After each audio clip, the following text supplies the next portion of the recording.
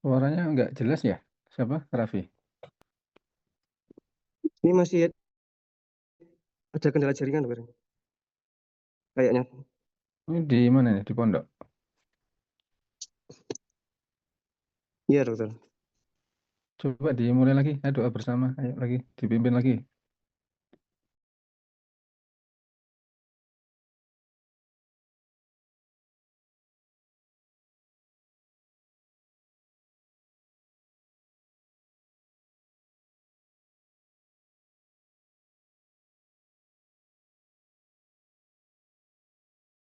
Baik, semuanya, Mas, sebelum kita mulai perkuliahan, mari kita berdoa terlebih dahulu agar pada perkuliahan kali ini kita mendapatkan ilmu yang bermanfaat. Baik, untuk berdoa bisa dimulai. Bismillahirrahmanirrahim.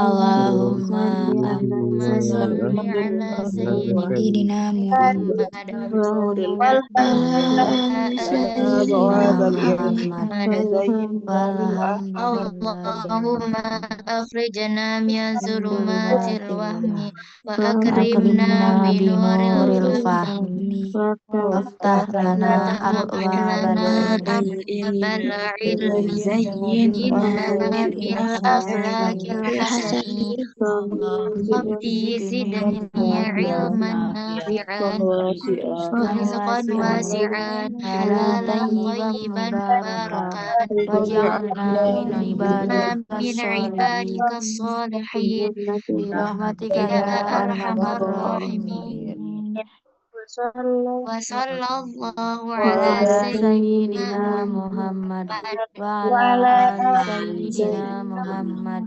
وعلى آل سيدنا محمد والحمد لله رب العالمين.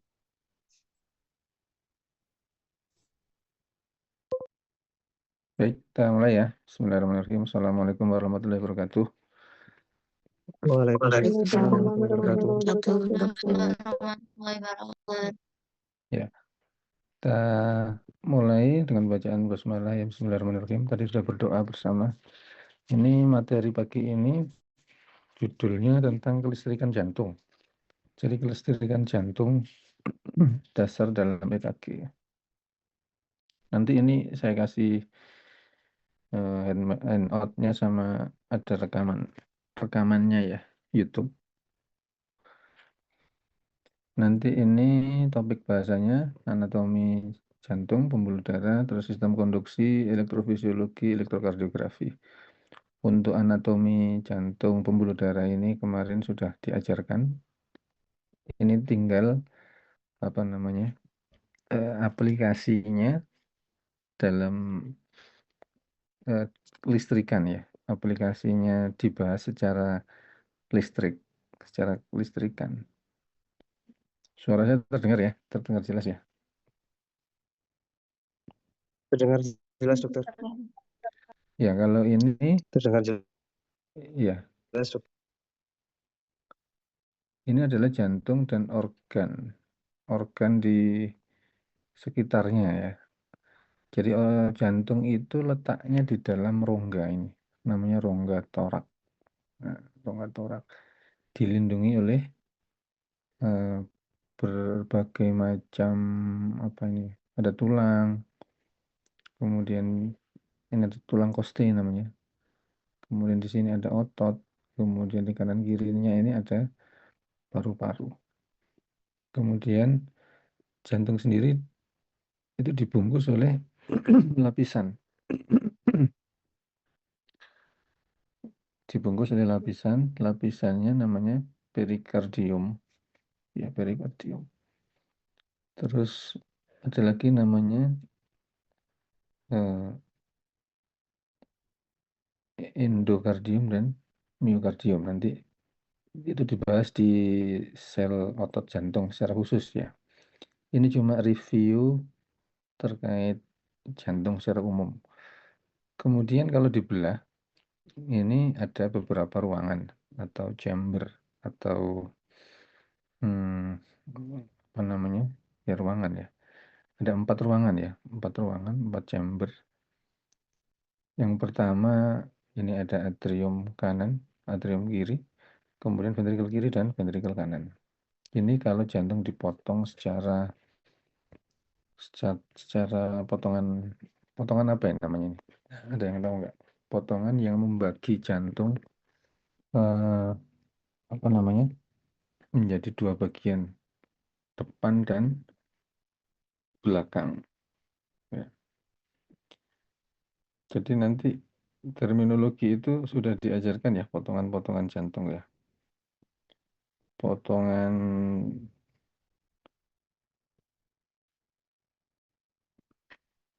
depan dan belakang sehingga terlihat pertama ruangan, kemudian yang kedua katup. Nah, ruangannya tadi sudah, kemudian sekarang katup. Ya, selain ruangan juga terlihat di sini pembuluh darah besar ya. Kita lihat ini bentar. Ada pembuluh darah besarnya di sini adalah pembuluh darah aorta dan arteri pulmonalis ya. Nah, coba diperhatikan di sini. Aorta itu keluarnya dari ventrikel kiri ya. Kemudian melewati yang kuning ini untuk mengalirkan darah ke seluruh tubuh. Ini isinya darah yang bersih kayak oksigen ya. Kemudian kalau arteri pulmonalis, ini arteri pulmonalis ya. Arteri pulmonalis itu keluar dari ventrikel kanan. Ini berisi darah yang kayak CO2 atau darah kotor. Nah, kemudian kita lihat lagi katup ya. Katup yang berada atau yang apa ini? Membagi, yang menyekat antara atrium kanan dan atrium kiri itu ada katup atrioventrikel.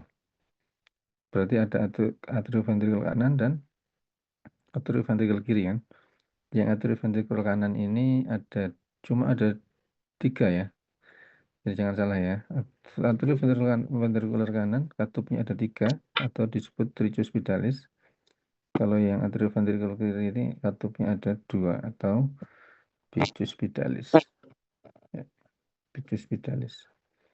Kemudian kalau yang aorta itu juga ada katup semiluner aorta dan semiluner pulmo.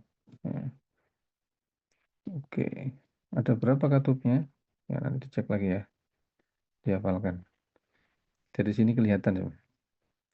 Dari sini katup aorta itu ada terlihat ini enggak? Katup aorta ada berapa ini? Berapa katup aorta ini? Ada yang bisa lihat enggak ini? Terlihat enggak aorta ini? Berapa? 3, dokter.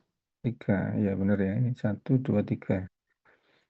Itu juga terlihat di pulmonya mana? Aortanya di sini, pulmonya berarti di ini enggak kelihatan ya, enggak kelihatan. Pulmo juga sama ya, ada 3. Kemudian kalau atrioventrikular juga kalau ada 3, itu cirinya berarti ini yang memegangi. Kan katup itu ada yang memegang ya, kalau yang atrioventrikal ini. Ini ada namanya musculus papillaris, nanti dicek lagi ya. Kalau katupnya 3, yang megangnya juga ada 3 ya, musculus papillarisnya. Nah, kayak ini, mitralnya ada 2. Ini dipegangi oleh musculus ini juga ada 2. Ya. Nanti lebih dalam di anatomi jantung. Oke, kemudian jantung itu punya beratnya sekitar 250 sampai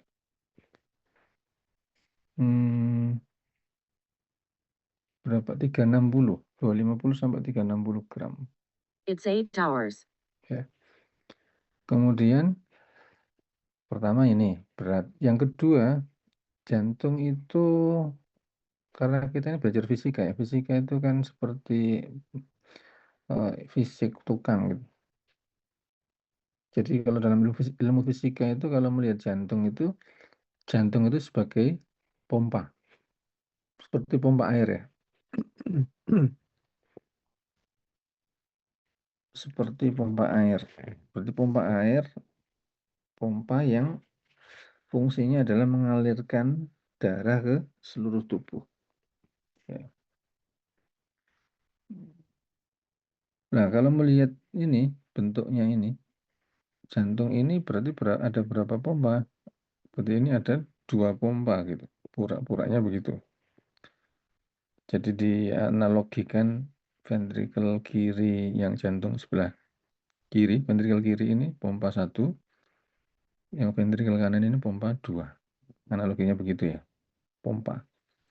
Kenapa kok pompa? Karena dia mampu mendorong darah ke seluruh tubuh kalau yang ventrikel kiri ya. Kalau ventrikel kanan mendorong darah kemana? Ada yang tahu? Ventrikel kanan mendorong darah kemana? Paru-paru. Paru-paru, ya betul ya. Ventrikel kanan mendorong darah ke paru-paru. Oke, kemudian jantung ini fungsinya yang dianalogikan dengan pompa tadi, ternyata punya manfaat atau fungsi yang sangat vital, fungsi yang sangat penting. Artinya apa ya? Kalau nggak ada pompa, berarti tidak berdenyut ya. Kalau tidak berdenyut, berarti pompanya mati. Dan jantungnya tidak berdenyut, berarti kan pompanya mati. Berarti orangnya mati dong, henti jantung namanya. Nah, kalau berdenyut ya pompanya hidup, aliran darahnya mengalir ke seluruh tubuh, ke paru-paru gitu kan. Ternyata untuk apa ya? Untuk ini menyuplai darah nutrisi ke jantung ya. Nyuplai darah seperti apa nyuplai makanan ke anak-anak SD SMP ya, kayak apa MBG ya, nutrisi. Kalau nutrisi ingat MBG ya. Tahu MBG ya? Tahu MBG? Ada yang tahu MBG nggak? Tidak tahu.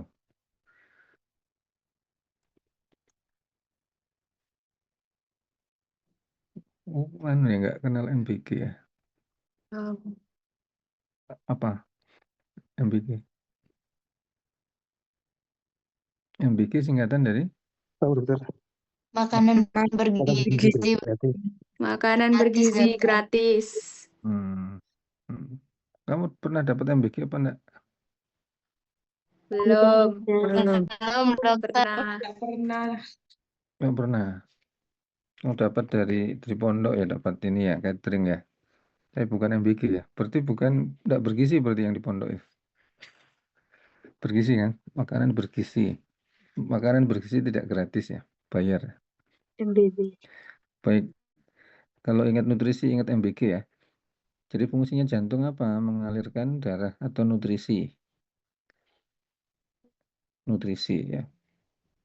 Nutrisinya ini keluar jantung dan ke jantung ya.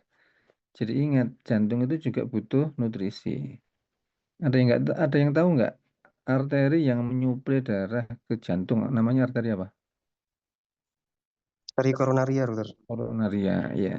Sehingga ini yang sering kali terjadi penyumbatan, terus terjadi buntu, namanya coronary artery disease CAD atau jantung koroner. Kalau buntu suplainya darah nggak lancar menyebabkan namanya ini apa namanya, ada nekrosis, ada iskemi dulu ya, iskemi dulu baru nekrosis. Nekrosis itu kematian sel-sel jantung karena tidak dapat MBG tadi, tidak dapat nutrisi. Oke, kemudian kita lanjutkan kelistrikannya bagaimana ya. Jadi kemarin sudah sempat saya sampaikan pada saat diskusi kecil tutorial ya, bahwa ini adalah sifat sistem penghantar khusus. Maksudnya di jantung itu ada sifat-sifat sistem penghantar khususnya. Pertama, otomasi. Jadi sel jantung itu punya sifat sistem penghantar khusus otomasi. Apa itu? Berarti sel jantung itu mempunyai kemampuan untuk menghasilkan impuls secara spontan. Kemudian ritmis. Ritmis itu apa? Keteraturan. Jadi otomatis berarti tidak perlu dirangsang, dia sudah menimbulkan potensial aksi gitu kan kemarin ya. Terus itu berlangsung secara teratur, berarti ritmis. Ya. Selain itu di jantung juga ada kemampuan untuk membangkitkan impuls daya penerus ya, daya penerus. Maksudnya apa? Kan ada nama dari SA node, sinoatrial node, terus ada AV node. Nah, antara SA sama AV itu kan ada semacam ini ya, penghubung ya, penghubung. Terus antara SA node, FA node ini kan simultan. Nah, ini terjadi secara penerus, punya kemampuan untuk meneruskan impuls listrik. Terus nanti ada serabut Purkinje. Jadi punya sifat meneruskan ini, daya penerus. Kemudian peka rangsang, kemampuan berespon terhadap rangsang. Sehingga implikasinya apa? Jantung membentuk depolarisasi spontan. Jadi tidak perlu rangsangan mekanik, fisik, itu sudah bisa potensial aksi. Bisa membentuk potensial aksi sendiri. Nah, ini ingat-ingat ya, kelistrikannya seperti ini. Oke, kemudian tipe-tipe sel otot jantung. Kalau di gambar ini kan sudah terlihat ya, yang ini SA node, yang ini AV node. Ya, sifat penerusnya ini antara SA dengan AV. Kemudian ada bundle of His, ada right bundle branch, ada apa ini? Serabut Purkinje namanya. Ya. Tipe-tipe sel otot jantung, autoritmik tadi sudah ya. Terus depolarisasi spontan sudah tadi otomatis ya. Terus produce pacemaker potensial. Jadi sel otot jantung itu juga memproduksi ya. Maksudnya memproduksi apa namanya? Ada pacemakernya ya. Pacemakernya mana? Pacemakernya itu SA node ini pacemaker namanya. Terus menyalurkan aksi potensial. Jadi otoritmik di sini didefinisikan sebagai ini apa namanya? Dia bisa berdenyut secara otomatis tanpa rangsangan gitu maksudnya. Maksudnya begitu ya. Berdenyut otomatis tanpa rangsangan. Karena apa? Ada pacemakernya yang sifatnya adalah otomatis ya. Kemudian disalurkan lewat miokardium. Jadi miokardiumnya di sini ya. Otot jantung ini namanya miokardium. Kemudian selain otoritmik juga kontraktil. Kontraktil itu maksudnya apa? Kontraktil berarti karena ada aliran listrik tadi yang disalurkan dari pertama dari sini, SA node ini, kepada AV node, maka efeknya adalah terjadi kontraksi dari atrium. Jadi SA node sampai ke AV node itu efeknya kontraksi dari atrium. Sehingga pada EKG itu tampak sebagai atau di ini ya, apa namanya? Di ini dulu apa? Di potensial aksi itu proses depolarisasi. Kalau di EKG tampak sebagai gelombang P ya. P. P itu depolarisasi atrium. Kemudian setelah menuju AV node meneruskan listrik ini ke seluruh otot jantung yang di bawah ini, ventricle. Ini efeknya adalah kontraksi dari ventricle. Kalau dalam EKG nanti terlihat sebagai gelombang QRS kompleks. Ya, depolarisasinya ini. Depolarisasi itu berarti kontraksi. Ya. Kemudian aliran darah ditimbulkan oleh pergantian dari kontraksi sistolik dan relaksasi diastolik. Aliran darah ditimbulkan oleh pergantian dari kontraksi sistolik dan relaksasi. Jadi berurutan setelah sistol, diastol. Ya.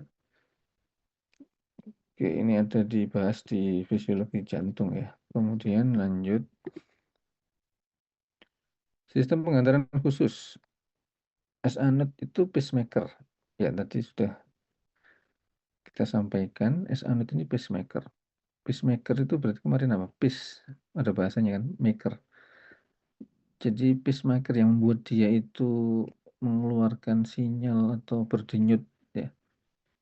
Ya, S-anode ini sumbernya, sumber listriknya ya. Bahasa pace-nya ini kan pace-mu berapa gitu.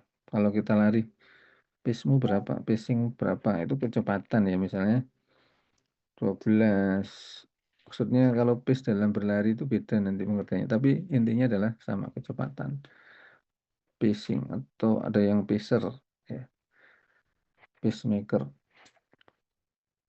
Kalau dalam berlari itu ada aturannya, misalnya pace-nya 7 misalnya. Berarti dalam waktu 1 menit itu mencapai misalnya 7 apa? 7 kilo misalnya. Oh, banter ya. Atau dalam 7 menit 1 kilo ya. Dalam 12 menit 1 kilo rata-rata berarti pace-nya 12 ya. Ya nanti cek lagi itu ini aja persamaan terminologi ya, pace. Kemudian tempatnya ini pacemaker ini S-anode ini ada di sini. Dinding atrium kanan dekat muara vena cava superior. Ini kan vena cava superior. Vena cava superior. Kemudian S-anode juga punya kecepatan. Kecepatannya berapa ini? 70 sampai 80 kali per menit. Kemudian selain itu, selain pacemaker S-anode ini nanti dia tidak bekerja sendiri ya maksudnya. Jadi pacemaker S-anode ini tidak bekerja sendiri, tapi impulsnya disalurkan ke AV node ini.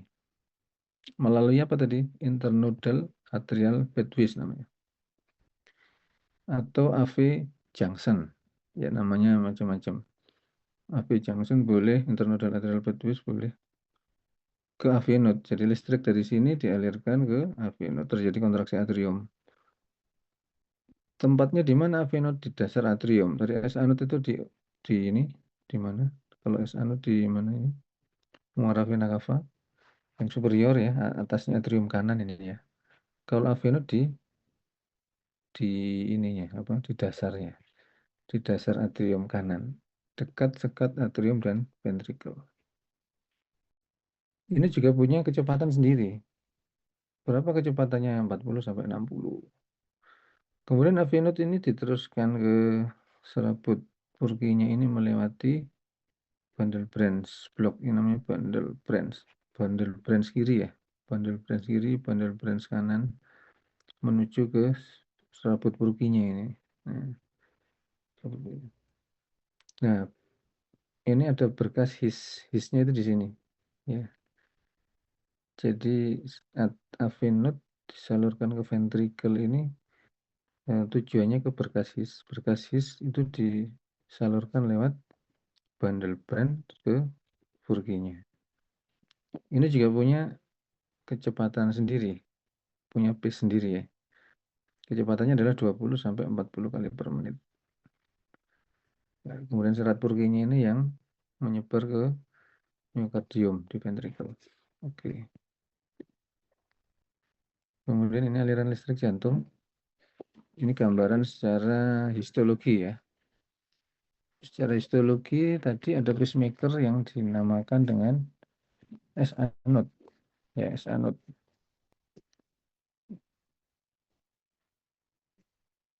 Iya. Sebentar.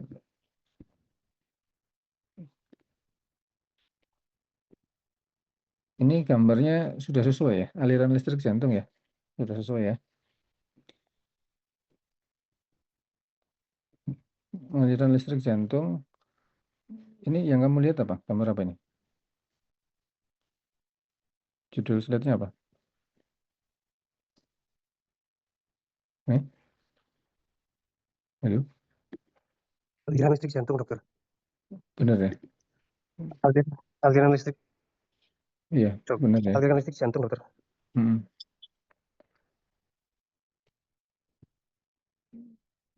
Jadi aliran listrik jantung dipotong, ini potongan secara ini histologi ya. Histologi.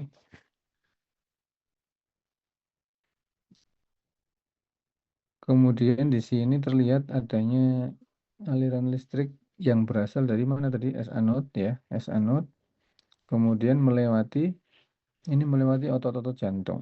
Sel otot jantung itu khasnya begini ya. Ada intercalated disc-nya, ada gap junction, ada intinya, ada cabangnya. Jadi ini mirip sel otot lurik. Lurik tapi beda. Ada yang kemiripan lurik dan polos. Lurik tapi involunter ini ya, tidak disadari ya. Ini khasnya bercabang ini ya. Ada intercalated disc-nya. Kemudian S anode tadi sudah ada di sini, kemudian mengalirkan aliran listrik ke AV node. Ya. Ini mengalami depolarisasi ya. Kemudian electrical activities menuju ada aktivitas listrik menuju AV node melewati apa tadi? Internodal pathway sampai ke AV node. Ya. Ini terjadi apa? Terjadi kontraksi atrium atau depolarisasi ya. Kemudian setelah dari AV node aliran listrik disalurkan ke tadi berkasis ya. Berkasis kemudian disalurkan ke seluruh ventricle lewat Purkinje gitu ya.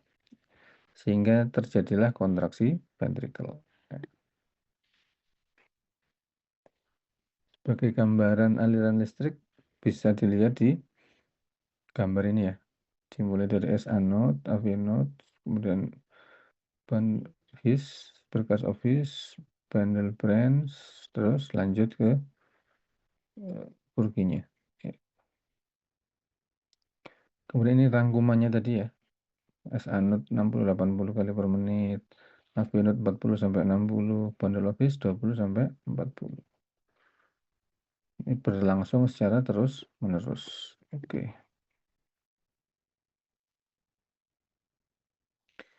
Ini juga sama ya. Jadi irama jantung diatur oleh sinyal listrik yang dihasilkan oleh rangsangan secara spontan oleh sel-sel khusus yang terdapat pada atrium kanan, yaitu S anode ini. Nah, kemudian bagaimana mekanisme kontraksi otot jantung? Jadi kalau ditanya kenapa terjadi potensial aksi, ya, potensial aksi selalu diawali dengan kalau pada apa namanya otot lurik ya selalu diawali dengan rangsangan. Kalau tidak ada aksi maka tidak terjadi potensial aksi. Aksinya itu apa? Bisa panas, termal ya, bisa kimiawi, bisa mekanik ya, mekanik dan lain-lain ya.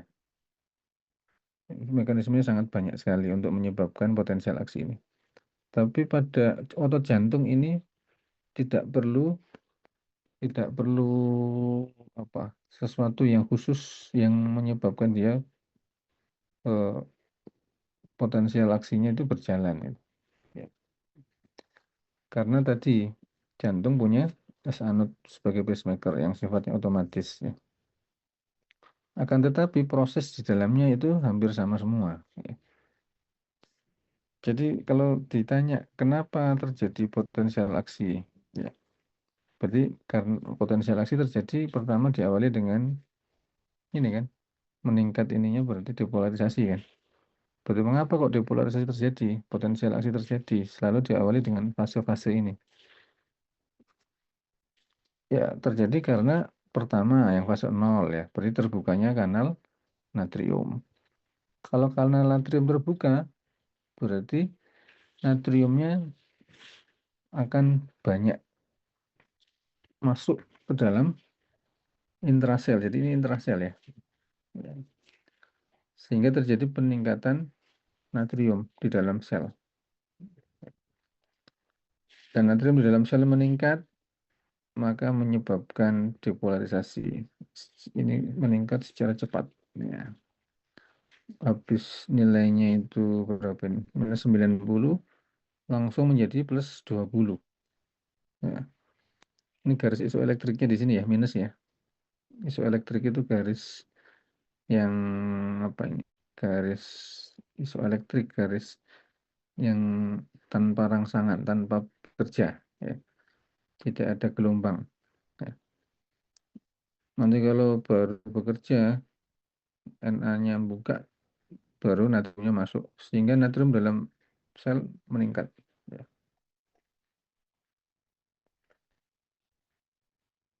Kemudian setelah itu, setelah buka, ya nutup lagi.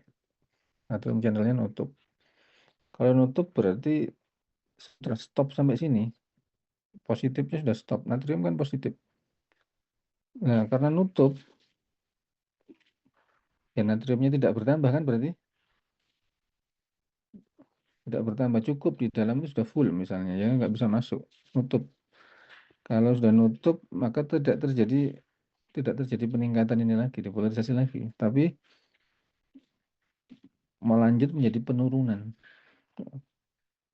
Nah, penurunan ini terjadi kenapa? Karena ternyata ada ini, kalsium channelnya membuka. Kalsium channelnya membuka, kemudian kanalnya, kanal kaliumnya menutup. Ya. Sehingga apa yang terjadi? Kalau kalsiumnya membuka, berarti kan kalsium banyak yang ke dalam sel. Ya, kalsiumnya masuk, meningkat. Ya, meningkat. Terus kaliumnya keluar, ya. Kaliumnya keluar. Kalium itu yang terbanyak di intraseluler, ya. Kalium terbanyak di intraseluler. Kalau kaliumnya di intraseluler, apa namanya? Ini terjadi penurunan apa namanya? Tekanan kalium, peningkatan tekanan kalsium. Nah, ini menjelaskan sebenarnya. Jadi kalau ada pertanyaan, kenapa dalam jantung itu potensial aksinya ada fase ini? Fase apa namanya ini? Yang nomor 2 ini? Ada yang tahu nggak?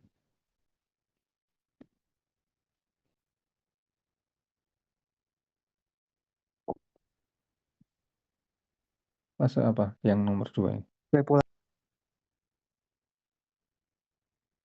Enggak kedengeran apa? Repolarisasi ya. Polarisasi, ya. Faraday, ada Faraday nggak? Iya, dokter. Fase apa nomor 2 ini?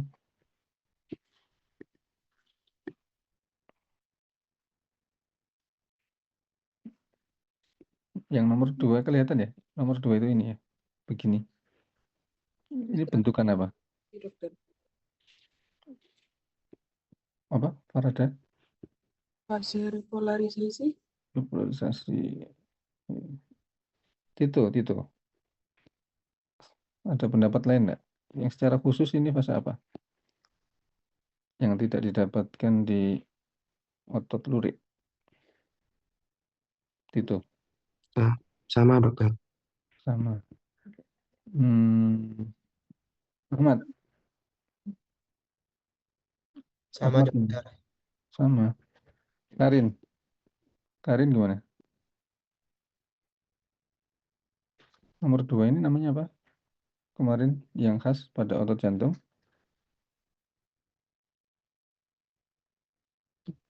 Karin enggak ada.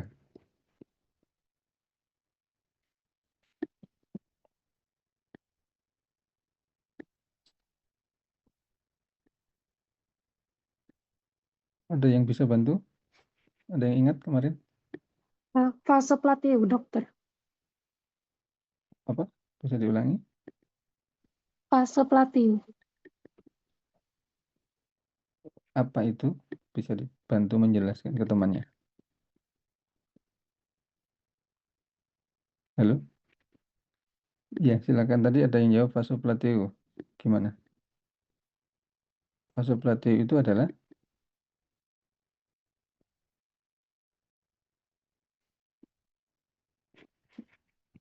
tadi siapa namanya? Yang jawab plateau? Saya dokter. Nadine. Ya. Ya, silakan. Kenapa Nadine? Fase plateau itu tahap dalam potensial aksi jantung di mana kontraksinya berlangsung lebih lama karena masuknya kalsium dan keluarnya kalium untuk menjaga depolarisasi. Ya. Jadi ini namanya ini memang bagian dari repolarisasi, tapi bentuk khususnya plateau namanya ya. Jadi sudah dijelaskan sama temanmu ya, sama Nadine ya, bahwa kalau otot lurik itu tidak ada bentukan plateau ini, tapi langsung repolarisasinya turun, ya. Tapi pada otot jantung itu ternyata selain terdapat peningkatan ion kalsium juga terjadi penurunan kalium. Sehingga fase turunnya itu menjadi melambat. Dia mempertahankan naik sebenarnya. Mempertahankan naik itu kan berarti positif ya. Kalau naik ini kan positif. Ya, mempertahankan naik dengan cara kalsiumnya itu meningkat. Tapi ternyata kaliumnya turun. Berarti ada yang keluar, ada yang masuk. Jadi sama-sama ini. Tidak naik dan tidak turun. Akhirnya apa? Mendatar. Mendatar dulu. Baru kemudian repolarisasinya itu yang nomor 3 ini. Kanal kalsiumnya nutup, kalsium itu kan kalau nutup berarti kan tidak bisa masuk. Kalau kalsium nggak bisa masuk ke intrasel, efeknya adalah turun ininya, positifnya turun nilainya ini, ya repolarisasi. Terus kaliumnya meningkat, dalam sel meningkat. Kalium itu negatif ya, kalau kalsium positif. Terus sampai ke 4 resting. Ini resting membran potensial ini garis isoelektrik. Ya, oke. Ini adalah yang membedakan potensial aksi di otot jantung dan otot lurik. Ingat-ingat ya. Kemudian ini menceritakan tentang masuknya kalsium dari ekstraseluler. Kemudian ini dari sarkoplasmik retikulum. Jadi kalau ditanya sumber kalsium intraseluler itu dari mana? Jawabannya ya dari dua ini. Dari ekstraseluler fluid, cairan ekstraseluler, dan dari sarkoplasmik retikulum. Ini dapur masak, tempatnya masak MBG ya. Tempat masaknya di sini, sarkoplasmik retikulum ini juga mengeluarkan kalsium. Sehingga kalsium dalam sel atau sitosulit kalsium ini meningkat. Nah, kalsium yang meningkat inilah yang dapat menyebabkan sliding namanya. Sliding. Sliding itu nempel troponin, tropomyosin membentuk filamen. Gambar menjadi tin filamen ya. Filamen yang tipis ya. Di antara filamen yang tebal. Itu gambarnya seperti ini ya. Ini cerita terkait dengan kejadian kontraksi. Ini filamen tebal, ini filamen tipis ya. Jadi ini ceritanya terkait mekanisme kontraksi dan relaksasi ya. Jadi ceritanya bagaimana kalsium itu masuk ke dalam intrasel pada saat kanal kalsiumnya terbuka, dan ada juga kalsium yang keluar dari sarkoplasmik retikulum ini, dari dapurnya sel ini di sini ya, sarkoplasmik retikulum, dapurnya MBG ini ya. Sehingga kalsium yang di intrasel sitoplasmik ini sumbernya dari sarkoplasmik dan dari luar, dari ekstraseluler. Nah, kalsium inilah nanti yang membuat ikatan tadi. Ada namanya kalsium ion binding, mengikat troponin. Ya. Mengikat menyebabkan kontraksi. Ya. Sebaliknya, kalau relaksasi berarti ikatan kalsiumnya lepas. Dan kalsiumnya kemana? Kembali ke dapurnya dan keluar sel. Ya, masuk ke dalam dapur ini perlu ATP, perlu energi gitu kan ini. Karena ada pompanya ya. Kemudian keluar ke ekstraseluler juga begitu. Perlu ATP. Oke. Sehingga terjadilah mekanisme kontraksi dan relaksasi. Ini ceritanya ya, ceritanya.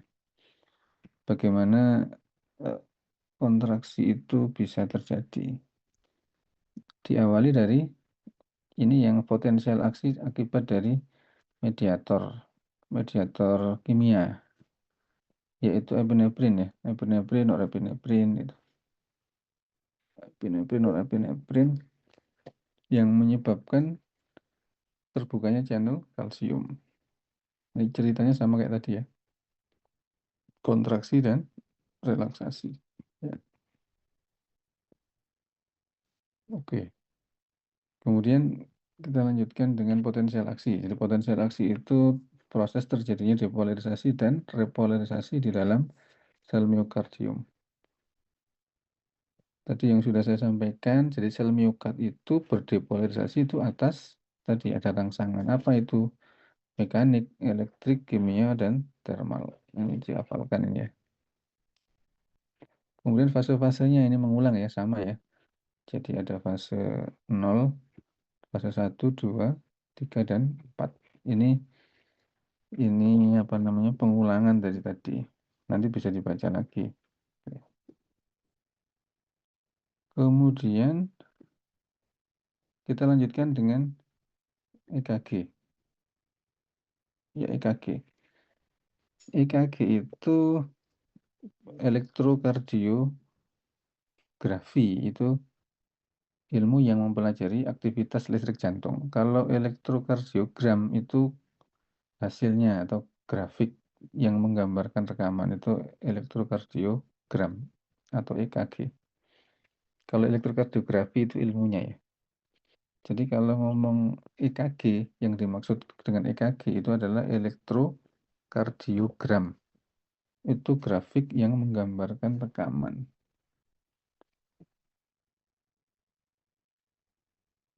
Grafik yang menggambarkan rekaman listrik jantung. Fungsinya apa? Fungsinya kemarin sempat dibahas bahwa EKG ini adalah dalam proses klinis ya, mulai anamnesis, pemeriksaan fisik, penunjang, diagnosis, tata laksana, KIE itu adalah bagian dari usulan pemeriksaan penunjang. Jadi ini penunjang diagnosis. Penunjang diagnosis. Jadi fungsinya diagnostik ya, membantu untuk mendiagnosis. EKG ini tidak bisa berdiri sendiri ya. Jadi harus ada pasiennya, harus ada keluhan, harus ada klinis pasien yang mau kita lakukan tata laksana ya. Jadi tidak bisa kita itu mendiagnosis kertas. Tidak bisa kita mendiagnosis kertas. Kita itu mendiagnosis pasien berdasarkan keluhannya pasien. Fungsinya apa? Misalnya ada beberapa yang bisa dilihat dari hasil EKG itu. Misalnya pertama aritmia jantung ya. Ini gangguan irama ya, aritmia jantung itu. Misalnya jantungnya berdetaknya tidak teratur atau terlalu cepat atau terlalu lambat. Nah, atau keluhannya berdebar-debar misalnya. Itu bisa dilihat dari EKG. Kemudian bisa juga melihat ada tidaknya pembesaran ini, atrium atau ventricle. Kemudian iskemik dan infak tadi, misalnya buntu tadi, arteri koronernya buntu yang menyuplai makanan MBG tadi ke jantung, itu buntu. Ya, iskemik ini penurunan ya, penurunan perfusi. Kalau sudah penurunan perfusi bisa mati misalnya, namanya infak. Itu bisa dilihat lewat EKG. Kemudian bisa juga melihat efek obat-obatan seperti digitalis, antiaritmia ya, dan lain-lain. Kemudian gangguan keseimbangan elektrolit khususnya kalium ya. Bisa juga dilihat di EKG. Nanti hasilnya misalnya T-nya tinggi-tinggi gitu, T. Kemudian bisa juga untuk menilai fungsi pacu jantung. Nah, ini salah satu contoh fungsi EKG. Gambarannya bagaimana? Gambarnya seperti ini ya. Ini nanti sinkron dengan materi ini ya, materinya KKD minggu depan lah kalau nggak salah ya, CSL EKG. Jadi sebelum itu nanti mungkin bisa lebih paham nanti pada saat melakukan itu. Jadi EKG itu gambarnya kan seperti ini ya, seperti sandi rumput ini. Ini satu siklus, satu ini gelombang. Bukan satu gelombang ya, satu siklus detak jantung. Itu gambarannya ada beberapa gelombang ini, dibentuk oleh beberapa gelombang, yaitu P, Q, R, S, dan T. Ya, ini satu paket ini, satu siklus ya. P ini namanya gelombang ya. Kalau QRS ini namanya kompleks QRS. Kompleks QRS itu dibentuk oleh beberapa gelombang. Jadi kalau kompleks isinya gelombang. Kalau gelombang cuma satu, berarti kompleks QRS ini dibentuk oleh gelombang Q, gelombang R, dan gelombang S. Ya. Kemudian ada gelombang T. Nah, yang perlu dipahami adalah bentukan gelombang P ini terjadi karena apa atau pada saat apa ya. Kenapa kok terjadi gelombang P ini ya? Ini bisa dibaca di sini. Jadi gelombang P ini terjadi karena depolarisasi dari atrium ya, atau kontraksi atrium. Jadi pada saat atriumnya kontraksi terbentuklah gelombang P ini. Setelah atriumnya kontraksi kan dilanjutkan dengan kontraksi dari ventrikel kan ya. Jadi itu kan simultan tadi kan. Setelah atrium kontraksi dilanjutkan kontraksi ventrikel. Nah, tampaknya di EKG ini penampakannya adalah bisa dilihat pada kompleks QRS ini. Gelombang Q, gelombang R, dan gelombang S ini. Jadi QRS kompleks ini terjadi karena depolarisasi dari ventrikel. Ya. Kemudian T ini karena apa? T itu karena repolarisasi dari ventrikel. Terus pertanyaannya loh, kok atriumnya tadi cuma terlihat depolarisasinya saja? Repolarisasinya kok nggak terlihat? Ya. Jadi repolarisasi atrium itu tidak terlihat karena ditutupi oleh ini, QRS kompleks ini. Ya. Jadi begitu ya jawabannya ya. Sehingga yang terlihat cuma depolarisasi atau kontraksi atrium. Tapi kalau ventrikel lengkap gambarannya. Mulai kontraksi ditunjukkan oleh QRS kompleks, kemudian relaksasinya ventrikel atau repolarisasinya ventrikel ditunjukkan dengan gelombang T. Nah, ini ya apa bentuk yang paling asli di sini penampakannya. Nanti kan direkam di beberapa sandapan nanti ya. Ada sandapan prekordial macam-macam ya. Sandapan apa? Ekstremitas ya. Oke, lanjut. Elektrokardiogram itu dasarnya tubuh manusia bersifat konduktor sehingga memungkinkan penempatan elektroda di permukaan tubuh, dapat merekam peristiwa listrik di dalam tubuh. Jadi EKG itu merupakan penjumlahan aktivitas listrik yang berasal dari semua sel otot jantung yang aktif. Jadi tubuh itu kan mengandung listrik, ya, listrik statis. Nah, itu yang direkam, ya, yang direkam oleh ini EKG ini. Alat untuk merekamnya ini, merekam listrik itu ada ininya, ada mesinnya ya, mesin EKG. Mesin EKG dibagi menjadi 3 jenis menurut banyaknya saluran. Ada single, triple, atau multiple. Ya. Yang ada di kampus di FK Unisma itu di Skislab mirip-mirip seperti yang ini ya.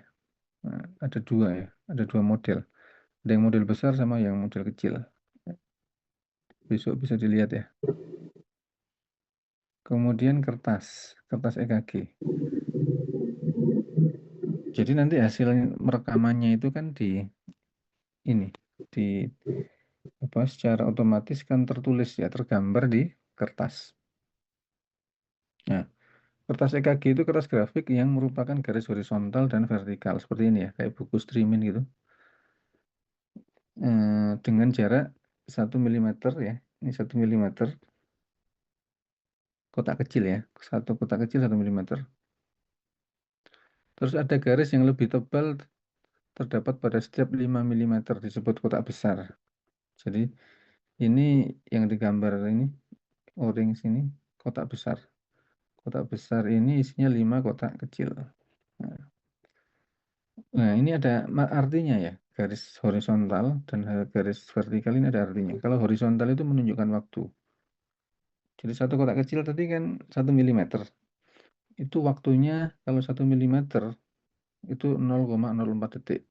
Ya, 0,04 detik itu kalau 1 mili ke kanan atau ke kiri. Ya, garisnya horizontal. Tapi kalau vertikal ke atas itu menunjukkan apa? Voltase. Voltase itu 1 mm itu voltasenya sama dengan 0,1 milivolt. Kalau satu kotak besar berarti voltasenya berapa? Ya 0,5. Kan tinggal ngalikan ya. Kotak besar kan isinya 5 kotak kecil. Gitu. Ya, nanti kalau ada pertanyaan, 3 kotak kecil horizontal itu berarti waktunya berapa detik? Berarti 0,04 kali 3. Berarti 0,12 detik. Gitu. Nanti untuk ngitung lebarnya tadi, QRS komplek. Ya, QRS komplek itu harus sempit. Harus sempit itu maksudnya nggak boleh terlalu lebar. Jadi harus kurang dari 3 kotak kecil. Atau kurang dari 0,12 detik. Ya. Ya, itu fungsinya untuk itu nanti. Ya. Untuk melihat apakah gelombangnya itu normal apa enggak. Jadi ada nilai normalnya tadi ya. Gambaran EKG tadi ada nilai normalnya. Kemudian kita pelajari dulu berbagai macam apa ini sandapan EKG ya. Terdapat 2 jenis sandapan pada EKG, ada bipolar, unipolar ya. Bipolar itu berarti ada 2 elektroda. Ini ditandai dengan Romawi, namanya lead 1, lead 2, lead 3 ya. Itu bipolar. Kalau unipolar ada 2, ada yang ekstremitas, ada yang prekordial. Yang ekstremitas itu apa? AVR, AVL, AVF. Yang prekordial itu V1 sampai V6 yang biasa kita pasang. Tapi secara teori itu bisa sampai V9, ada V3R, V4R. Nah ini enggak usah ini enggak dipraktekin ya pada saat besok. Jadi yang biasa dilakukan itu merekamnya V1 sampai V6 saja. Oke, terus ya ini contohnya. Ini contoh sandapan bipolar. Lead 1 itu tangan kanan dan kiri. Ini warnanya merah ya. Merah yang kanan tangannya, yang ke kiri kuning, merah kuning ya. Ini lead 2 tangan kanan dan kaki kiri. Lead 3 kaki kiri dan tangan kiri. Ini bipolar ekstremitas. Kemudian unipolar ekstremitas tadi ada AVR. AVR ini groundnya ya. Jadi kalau kita membaca EKG nanti ingat AVR nanti itu tidak perlu dilihat karena ini fungsinya ground. Ground itu untuk listrik, itu untuk yang nolnya ya. Terus ada AVL, kemudian ada AVF. Ya. Ini dihafalkan aja ya, unipolar ekstremitas. Kemudian ada segitiga Eindhoven. Nah, segitiga Eindhoven ini sebenarnya menggambarkan bagaimana EKG tadi itu diukur, dipasang tadi, berdasarkan sandapan tadi. 1, 2, 3 tadi kan sandapan bipolar ya. Kalau AVR, AVL, AVF itu kan sandapan unipolar. Nanti ini kan membentuk apa? Posisi. Yang di tengah-tengahnya ini kan jantung ceritanya kan. Nah, membentuk posisi. Bagaimana maksudnya posisi? Nanti kalau kelainannya itu ada di ini 2, 3 AVF itu berarti jantung yang terkena kelainan itu yang di daerah mana ini? Inferior. Ini kan bawah, inferior. Kalau kelainannya itu 1 AVL itu di mana? Di lateral. Di lateral itu di ini ya. Lateral high, lateral kiri ya. High lateral itu 1 AVL. Ini baru sandapan yang sandapan yang unipolar ekstremitas dan bipolar ekstremitas. Nanti ada tambahan lagi yaitu unipolar ini prekordial namanya. Nah, ini contoh segitiga Eindhoven ya. Ini lebih ke arah menentukan posisi. Maksudnya nanti kalau kelainannya misalnya iskeminya, T iskemi kan contohnya misalnya T inverted ya. T-nya kan harusnya ke atas. Kalau ini inverted ke bawah namanya T inverted. Itu ada iskemi kan. Kalau iskeminya itu letaknya di tadi 2, 3 dan AVF, maka letaknya iskeminya adalah iskemi inferior gitu. Fungsinya ini untuk itu, menentukan lokasi ya. Lokasi kelainannya. Nah, yang ini unipolar prekordial. Yang ada 6 itu yang biasanya kita cuma ada 6. 1, 2, 3, 4, 1, 2, 3, 4, 5, 6 ya. Ada V1, V2, V3, V4, V5, V6 ya. Ini namanya unipolar prekordial. Merah, kuning, hijau, coklat, hitam, ungu. Ini dihafalkan ya warna-warnanya. V1 itu merah, V2 kuning, V3 hijau, ada coklat, hitam, dan ungu. Letaknya, jangan lupa letaknya, posisinya ya. Bentar, posisinya itu V1 itu di ICS 4 ya, bukan di ICS 2 ya. V1, V2 itu di ICS 4, sama-sama di parasternal line-nya. Parasternal line dextra, terus satunya yang V2 ini parasternal line sinistra. Kemudian setelah masang V1, V2, itu langsung masang ke V4 ya. V4, bukan V3 tapi V4. V4-nya di mana? Di ICS 5 dan MCL sinistra sini. Mid clavicular line sinistra. Baru kemudian setelah V4, V3-nya ini nggak usah dihitung ICS berapa, langsung ditaruh di antara V2 dan V4, begitu kan? Nah, V4, V5, V6 ini tingginya sama naruhnya, sama-sama di ICS 5-nya. Cuma bedanya kalau V4 ini kan ICS 5, MCL kiri.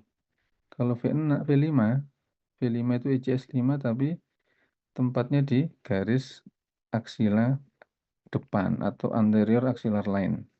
Itu V5. Kalau V6 garis aksila tengah atau mid axillary line gitu ya. Itu yang V6. Sama-sama di ICS 5. Atau kalau disingkat ya V4 ini yang MCL sinistra, V5 ini ICS 5 yang AAL namanya. AAL itu anterior axillary line. Kalau yang V6 itu ICS 5 yang MAL atau mid axillary line. Oke, begitu ya. Kira-kira letak dari sandapan. Warnanya tadi ya, nyanyiannya kan merah, kuning, hijau, coklat, hitam, ungu. Ini harus hafal ya. Merah, kuning, hijau, coklat, hitam, ungu. Ya. Oke, kemudian pemasangan elektroda EKG. Ya ini pemasangannya tadi ya, yang saya sampaikan. V1, V2, V3, V4, V5, V6. Ya. Oke, lanjut. Nah, ini hasilnya ya. Hasilnya seperti tadi. Jadi kurva EKG ini menggambarkan proses listrik yang terjadi pada atrium dan ventricle. Normalnya ada gelombang P, gelombang Q, gelombang R dan S, ada segmen ST namanya, kemudian ada gelombang T. Ya. Kadang terlihat gelombang U, tapi tidak selalu ya. Oke. Ini namanya gelombang P, depolarisasi atrium, QRS kompleks, depolarisasi ventricle, gelombang T, repolarisasi ventricle. Ya. Oke, lanjut. Nah, gelombang P ini yang perlu dihafalkan tadi ya. Jadi gelombang P itu kan depolarisasi atrium. Berarti normalnya bagaimana? Tingginya harus kurang dari 0,3 milivolt. Tadi kan 1 milimeter itu 0,1 milivolt ya. Berarti kalau 0,3 milivolt berarti tingginya tidak boleh lebih dari 3 kotak kecil. Ya. lebarnya kurang dari 0,12 detik. Nah, saya mau tanya sekarang. Berarti lebarnya ini tidak boleh lebih dari berapa kotak kecil?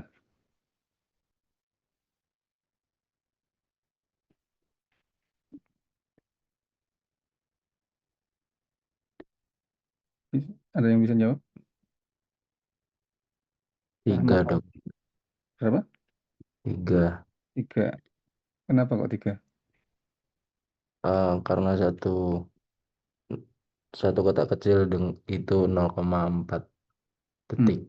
0,4 4 detik. 0,4 Hmm. 0,4 apa 0, kalau 0,4 1,2 dong. 4. 0,04 04. ya, satu kotak kecil 0,04 ya. Iya. Lebarnya tidak boleh lebih dari 3 kotak kecil ya. Oke, untuk mengetahui apa kelainan di atrium, terus selalu positif di lead 2, negatif di AVR ya. Contohnya apa kelainannya ini? P mitral, P pulmonal ya. Ya ini dihafalkan aja ya, nanti sambil jalan nanti kemungkinan dikenalkan maksudnya apa P pulmonal itu. Kemudian lanjut ke QRS. Tadi yang saya bilang ya, QRS kompleks itu tidak boleh lebar, harus sempit. Nah, berapa lebarnya ini? 0,06 sampai 0,12 detik. Ini hampir sama dengan P kan tadi ya. Berarti ini tidak boleh lebih dari 3 kotak kecil, ya kan? 3 kotak kecil lebarnya ini. Kemudian defleksi gelombang, ini gelombang Q, ada gelombang R, ada gelombang S. Untuk melihat apa ini? Hipertrofi ventricle, bundle branch block, infark ya. Kemudian ini RS, QRS kompleks. Kemudian di bawah ini juga sama, bentukan QRS kompleks juga. Nah ini saya ingatkan ya, QRS kompleks ya. QRS kompleks itu semua gelombang yang ke atas itu pasti gelombang R. Ini kan gelombang R. Nah, kalau pada gambar yang bawah ini kan tidak seperti yang atas. Ini yang ke bawah sangat dominan. Ya, semua gelombang pada kompleks QRS yang ke bawah itu cuma ada dua kemungkinan. Kalau nggak Q ya S, gitu kan. Nah, pada gelombang ini adalah gelombang S. Kenapa? Karena diawali dengan naik dulu ini. R-nya sedikit, terus S. Nah, semua yang ke bawah ini kalau nggak S ya Q. Terus baru naik lagi. Nah, ini kan namanya ST, elevasi ini namanya. Elevasi karena apa? Lebih tinggi daripada garis isu elektrik. Tapi tidak semua yang lebih tinggi itu ST elevasi ya. Dilihat dulu, kalau cuma 1 sampai 2 kotak kecil yang tidak signifikan, itu belum cukup ya. Belum cukup untuk menyebut ini ST elevasi. Ya, kalau cuma 1 2 itu ya variasi gambar aja gitu ya. Sama dicocokkan dengan kondisi klinisnya pasien. Keluarnya apa sih gitu. Jadi jangan mudah untuk menyebut oh ini ST elevasi ini. Coba diperhatikan lagi baik-baik elevasinya berapa kotak. Kalau misalnya lebih dari 2 baru dilihat lagi yang lain ya. Itu kira-kira ya. Nah ini morfologinya QRS kompleks itu. Normalnya seperti ini ya, yang ini klasik yang apa? Yang asli ya. Q kecil, R besar, S kecil. R besar, S kecil. Q-nya tidak ada. Ini cuma R saja. R-nya kecil, S besar. Ini Q besar, R besar, QS jadi 1. Ini kemungkinan QS jadi 1 bisa, Q saja bisa, atau QS jadi 1. Ini RSR. RSR. Ini RSR. Ini variasinya. Terus ini perbandingan gelombang R dan S di lead V1 dan V6 ya. Nanti perhatikan kalau sandapan di V1 yang paling panjang itu yang S-nya ya. tambah ke kanan, nanti S-nya semakin pendek diganti dengan R-nya yang semakin tinggi. Ya. Kemudian ada V3, V4 ini R dan S-nya sama. Ini berarti fase atau zona transisi. Zona transisi ya. Gelombang T. T itu adalah repolarisasi dari ventricle. Kepentingannya untuk melihat iskemia atau infak atau kelainan elektrolit ya. Jadi normalnya itu defleksi ke atas. Kalau ke bawah begini namanya inverted. Ya, namanya inverted ini berarti iskemi. Nah, terletak di mana iskeminya tergantung ini nanti di mana. Kalau 1, 2, 3 AVF berarti ya di inferior. Ya. Kalau di AVL 1 berarti di lateral, high lateral ya. Kemudian PR interval. PR interval ini diukur awal P sampai awal QRS kompleks. Normalnya berapa? PR interval 0,12 sampai 0,20 detik. Berarti 4 sampai 5 kotak kecil ya. Ya, 3 ya, 3 sampai 5 kotak kecil. 3 kotak kecil sampai 5 kotak kecil. Itu normalnya PR interval. Kalau lebih dari ini apa? Berarti apa? Terjadi gangguan konduksi. Misalnya AV block namanya ya. AV block, gangguan konduksi. Misalnya ini A, PR intervalnya begini kan. Ini kalau lebih dari 5 kotak kecil seperti ini. Nah, ini memanjang ini. Ini gangguan konduksi. Namanya AV block. Nanti ada derajat 1, 2, 3 ya. Oke, kemudian ST. ST ini isoelektrik. Isoelektrik itu ini ya, ST garis ST ya, S ke T ya. Normalnya kan isoelektrik sejajar dengan ini, datar ya. Tapi yang nggak normal itu bisa ke bawah, di bawahnya garis, atau di atasnya garis. Bawahnya garis namanya depresi, kalau atasnya garis namanya elevasi. Maknanya apa? Maknanya injury atau infak ya, infak akut ya. Kalau elevasi, kalau depresi bisa iskemi ya. Oke, cara membaca ini nanti secara khusus diterangkan di KKD ya. Baik, ada beberapa hal nanti irama, frekuensi, aksis. Terus kelainan morfologi ya. Kalau irama jantung itu ada 2 kata yang wajib ada, yaitu sinus dan ritmis. Jadi jawabannya kalau iramanya bagaimana? Kalau sinus ritmis atau teratur ya irama sinus ritmis atau sinus teratur atau sinus reguler. Taunya bagaimana irama sinus? Berarti harus ada gelombang P diikuti dengan IRS.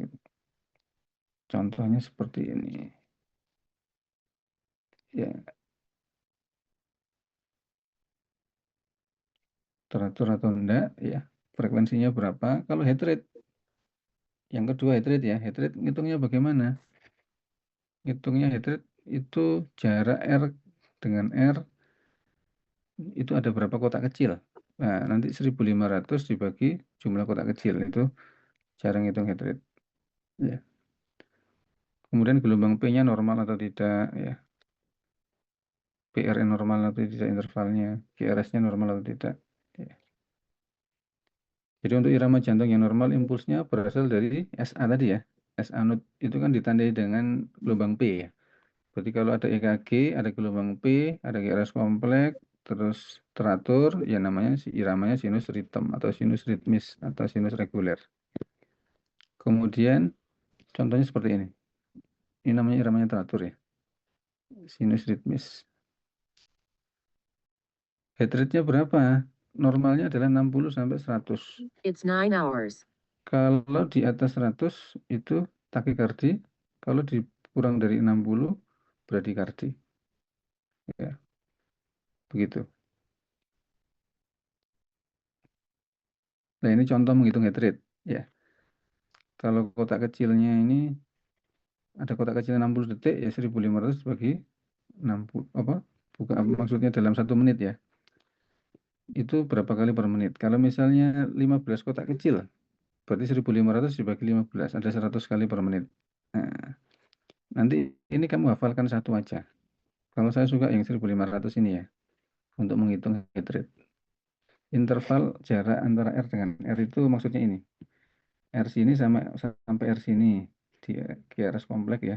Itu ada berapa kotak kecil. Misalnya 15 atau 100 misalnya. Ada 100 kotak kecil ya, 1500 dibagi 100. Berarti ada 100, berarti ada berapa? 15 kali per menit ya.